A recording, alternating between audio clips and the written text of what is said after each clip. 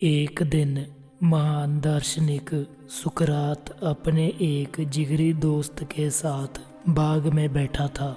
दोनों दोस्त अपने जीवन के बारे में बातें कर कर हंस रहे थे। सुकरात का मित्र फौज में कप्तान था, जिसकी सगाई एक अमीर घराने की अति सुंदर नारी से हो चुकी थी। कुछ महीनों के बाद दोनों की शादी होने वाली थी।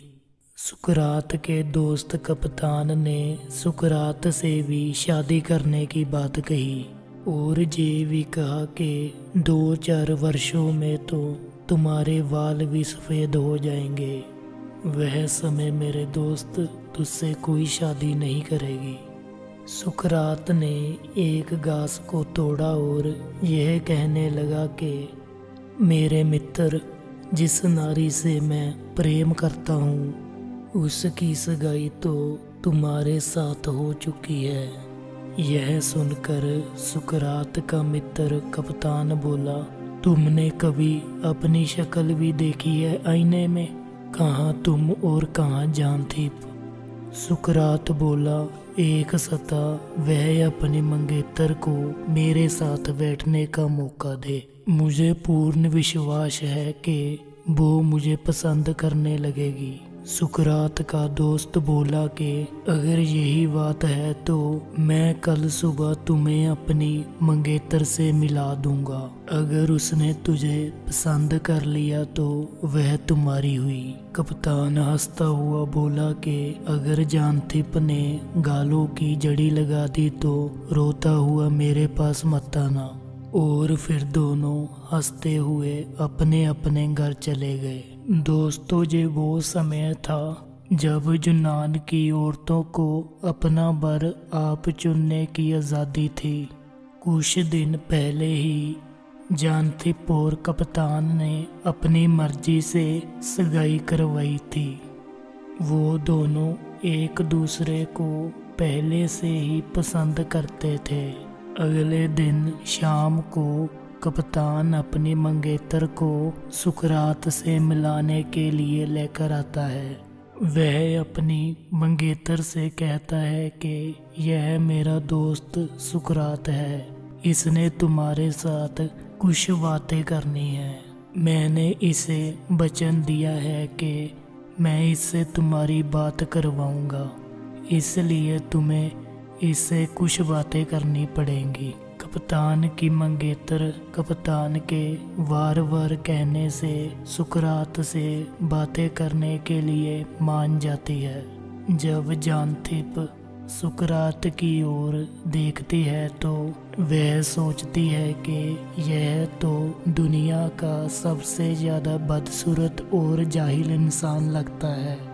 जानथिप सोचती है कि वो वहाँ से उठकर चली जाए, लेकिन कप्तान से किया हुआ वादा उसे वहाँ रोक लेता है और सुकरात नज़र भर कर जानथिप की ओर देखता रहा। सुकरात को यह प्रतीक हुआ कि जैसे परियों के देश की मलिका ने उसे साक्षात दर्शन दिए हैं। सुकरात जानथिप को देखकर अपनी सुध बुध खो बैठा। वो आंखें नीमी कर कर जानथिप के सामने बैठा रहा। कुछ समय बाद वह जानथिप से बोला कि आपको नहीं लगता कि खूबसूरती तो व्यक्ति की आंखों में होती है, चेहरे में नहीं? सुंदरता व्यक्ति के चेहरे पर नहीं, उसके अंदर छिपी होती है, जिसे हर इंसान नहीं देख सकता। जानथिप कहती है कि सियानप के बारे में आपका क्या विचार है? सुकरात बोला, मुझे लगता है कि सियानप किसी के मुंह से नहीं दिख सकती, यह तो व्यक्ति के अंदर होती है, जिसे महसूस किया जा सकता है। यह सुनकर जानथिप की आंखों के सामने एक बिजली लिश्क पड़ी। वो हैरान होकर सोचने लगी कि छोटे से कद वाला बदसूरत चेहरे वाला कितनी ऊंची सोच का मालिक है। सुकरात की बातें जानथीप के दिल पर जादू की तरह काम कर रही थीं। इतनी असरदार आवाज आज तक उसने किसी मर्द की नहीं सुनी थी। सुकरात के मुंह से निकले एक एक शब्द को वह सिजदा किए बिना नहीं रह सकी। सुकरात बोलता रहा। जानथीप बुत बनकर उसकी बातें सुनती रही। ऐसे ही बातें करते करते शाम हो गई। अगले दिन फिर से मिलने का वादा किया और दोनों अपने अपने घर चले गए।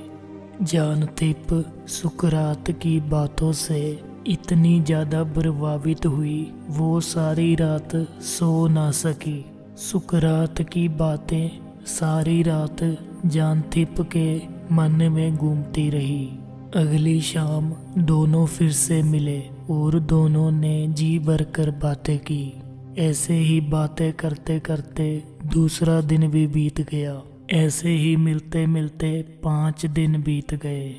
छठे दिन जब दोनों मिले तो सुकरात जानथीप से कहने लगा कि अगर तुम्हारी सगाई मेरे दोस्त से ना हुई होती तो मैंने तुम्हारा हाथ मांग लेना था।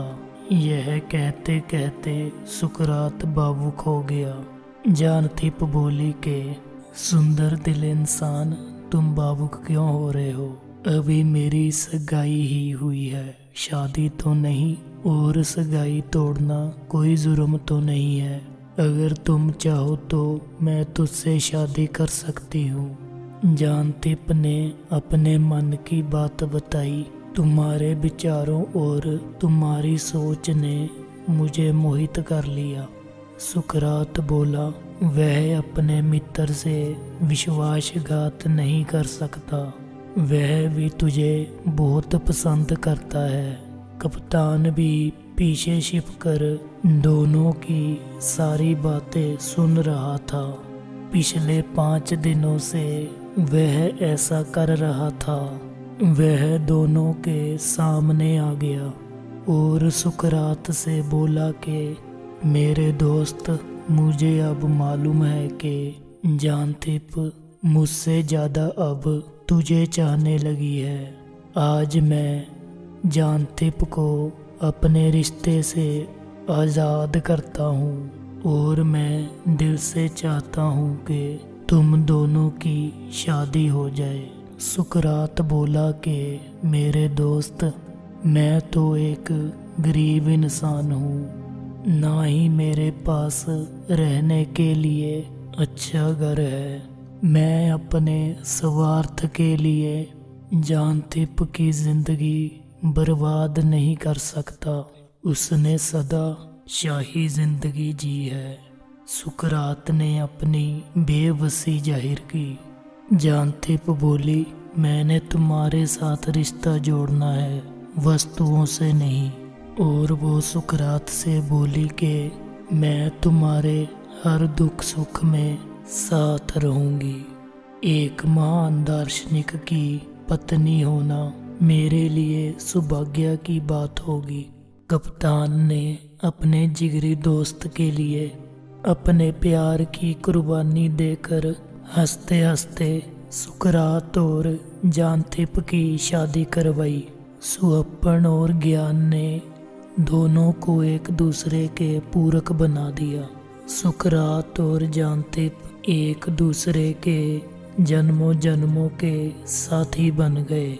सुकरात जानथीप के मीठे मीठे बोलों में लगन रहने लगा। घर में अति गरीबी होते हुए भी वो 2 जिस्म और एक जान रहे। ऐसे ही दिन बीतते गए। एक दिन जानथीप चूल्हे के आगे आंखें भरकर बैठी थी। सुकरात से उसका यह हाल देखा ना गया। उसने अपनी पत्नी को चूल्हे के आगे से उठाया और आप पानी गर्म करने लगा और जानथीप को वचन दिया कि आज के बाद वो ही पानी गर्म किया करेगा। वह दिन के बाद कभी ऐसा दिन नहीं आया जिस दिन सुकरात ने पानी गर्म ना किया हो। हर दिन सुकरात अपनी पत्नी के लिए पानी गर्म कर कर गुसल खाने में रख देता और जानथिप को नहाने के लिए आवाज देता। नहाने के बाद जानथिप हर रोज सुकरात का धन्यवाद करती। ऐसे ही वो दोनों एक दूसरे के प्यार में रंगे रहे। ऐसे ही सुकरात के घर एक एक साल छोड़कर 2 बालकों ने जन्म लिया। जानथिप की अपनी कोई ख्वाहिशें नहीं थी, लेकिन वो अपने बेटों की सभी ख्वाहिशों को पूरा करना चाहती थी। सुकरात के पास आमदन का कोई भी पक्का साधन नहीं था। पहले तो वो अपने पिता के साथ बुत गढ़ने में हाथ बटाता था, लेकिन पिता की मृत्यु के बाद उसने वो काम भी छोड़ दिया था। सुकरात के पास कुछ बच्चे पढ़ने के लिए आते थे। उनों से भी सुकरात फीस नहीं मांगते थे। जो बच्चा अपनी मर्जी से फीस दे देता था, उन्हीं पैसों से घर का गुजारा चलता था। दिन प्रतिदिन घर की आर्थिक हालत खराब होती जा रही थी। परिवार की जरूरतें लगातार बढ़ रही थी। जानथिप चाहती थी उसके बच्चे हमेशा अच्छे कपड़े पहने, वो एक अच्छी जिंदगी जिए, लेकिन घर की तंगी के कारण यह होना नामुमकिन था। जानथिप गुमसुम रहने लगी।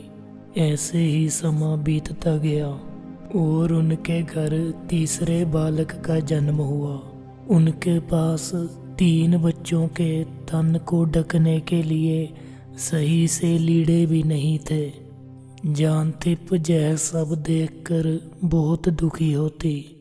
प्यार का खिला हुआ फूल भी अब मुरझाने लगा था। कभी कभी जानथिप इतनी दुखी हो जाती थी कि सुकरात के लिए उसके मन में नफरत भर जाती थी। वह सोचती थी कि उसका पति दुनिया का सबसे नखट्टू आदमी है। उसे लगता था कि दार्शनिकता किसी भी व्यक्ति को रोटी नहीं दे सकती। वह सोचती थी कि ऐसे विचारों का क्या फ़ायदा जो व्यक्ति को रोटी भी ना दे सकें। दुनिया सुकरात का आदर तो बहुत करती थी, लेकिन यह आदर सुकरात की आमदन का साधन ना बन सका। घर की ज़रूरतें ना पूरी होने पर घर में झगड़ा रहने लगा। जानथिप बात बात पर सुकरात से लड़ने लगी। वह सुकरात के दोस्तों और शागिर्दों के सामने भी उसका जुलूस निकालने लगी। जानथिप हर दिन नई ज़रूरतों की पर्ची बना लेती थी। सुकरात के पास ज़रूरतें पूरी करने का कोई भी साधन नहीं था। मीठा बोलने वाली जानथिप अब नीम की तरह कड़वी हो चुकी थी। सुकरात ने पलट कर कभी उसे कुछ ना कहा। जब जब जानथिप ज़्यादा गर्म हो जाती थी तो सुकरात उसे बिना कुछ बोले घर से बाहर चला जाता था, और जब वह सो जाती थी तो वह घर पर आ जाता था। वह कभी भी अपनी पत्नी के लिए सुबह उठकर पानी गर्म करना ना भूला। सुकरात को समाज प्रति अपनी जिम्मेवारियों का हमेशा फिक्र रहता था। उसका मानना था कि इंसान को केवल खाने के लिए नहीं जीना चाहिए, जीने के लिए तो रूखी सूखी भी काफ़ी होती है। एक दिन सुकरात देर रात से घर आया। शागिर्दों से बातें करते करते उसे समय का पता ही ना चला। उसने सोचा कि सुबह तो होने वाली ही है, जांथिप के लिए गर्म पानी मैं अभी कर देता हूँ। सुकरात ने चूल्हे के ऊपर बर्तन धरा और कुछ सोचने लगा। उसके विद्यार्थियों के कुछ सवाल थे जिन्हों के बारे में वह सोच रहा था और उत्तर ढूंढने की कोशिश कर रहा था। सवालों के बारे में सोचते सोचते वह सारी रात वहाँ ही बैठा रहा। सुबह जब उसकी पत्नी उठी तो वह अपनी धुन में मस्त वहीं बैठा था। पिछले 2 दिनों से जांथिप बीमार थी।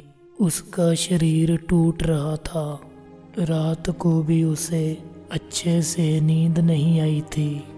वह सोचती है कि गर्म पानी से नहाने से उसको कुछ राहत मिलेगी। जब वह चूल्हे से गर्म बर्तन उठाने जाती है तो वह देखती है कि पानी बिल्कुल ठंडा पड़ा होता है। सुकरात सामने अपनी धुन में मस्त बैठा होता है। जांथिप के हड्ड पैरों में इतनी तकलीफ हो रही होती है कि उसे प्रतीक होता है जैसे उसके सिर पर कोई हथौड़ा मार रहा हो।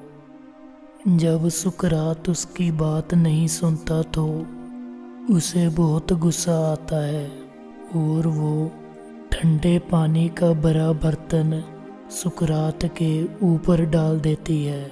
उसका गुस्सा अब भी शांत नहीं होता। सुकरात पानी पीने पर कांपने लगता है और उसके दांत बजने लगते हैं। सुकरात बोला, प्यारी जांथिप, यह तुमने बहुत पुण्य का काम किया है। मेरा दिमाग जो सवालों के घेरे में गिरा हुआ था और गर्म हुआ पड़ा था, तुम्हारे पानी डालने से वो बिल्कुल ठंडा हो गया है। और वो कहते हैं कि बादल काफ़ी समय से गरज रहे थे। इनका बरसना स्वाभाविक था। यह सुनकर जांथिप को अपने कांपते हुए पति पर तरस आ जाता है। उसने सोचा, अगर सुकरात की था कोई और आदमी होता, उसे बालों से पकड़कर घड़ीसता और मार मार कर उसका बुरा हाल कर देता, क्योंकि ठंडे पानी ने सुकरात के हड्डों के जोड़ खोल दिए थे। सुकरात ने इस बात पर बिल्कुल गुस्सा नहीं किया। जांथिप को अपनी गलती का एहसास होते ही वह सुकरात की गोदी में सिर रख कर रोने लगी और बोली कि मुझे ऐसा नहीं करना चाहिए था, मुझसे बहुत बड़ी भूल हो गई। सुकरात बोला कि गुनाह तो मुझसे हुआ है जो मैं तुम्हारी और अपने बच्चों की ज़रूरतों को पूरा नहीं कर सका। जांथिप को अपने पति पर बहुत प्यार आया। उसने घूट कर अपने पति को अपनी आगोश में ले लिया। वह दिन के बाद कभी भी उसने अपने पति से झगड़ा नहीं किया। उन दोनों की जिंदगी का एक एक दिन ऐसे बीता जैसे उनकी शादी का पहला दिन हो। जांथिप ने अपना तन मन अपने पति को समर्पित कर दिया। सुकरात जो एक महान दार्शनिक था, दुनिया उसका बहुत आदर करती थी। कभी कभी सुकरात के शागिर्दों को यह प्रतीक होता जांथिप के जिस्म के अंदर भी सुकरात की रूह का वास है। सुकरात के शागिर्द सुकरात के साथ साथ जांथिप के भी चरण स्पष्ट कर कर आशीर्वाद लेने लगे।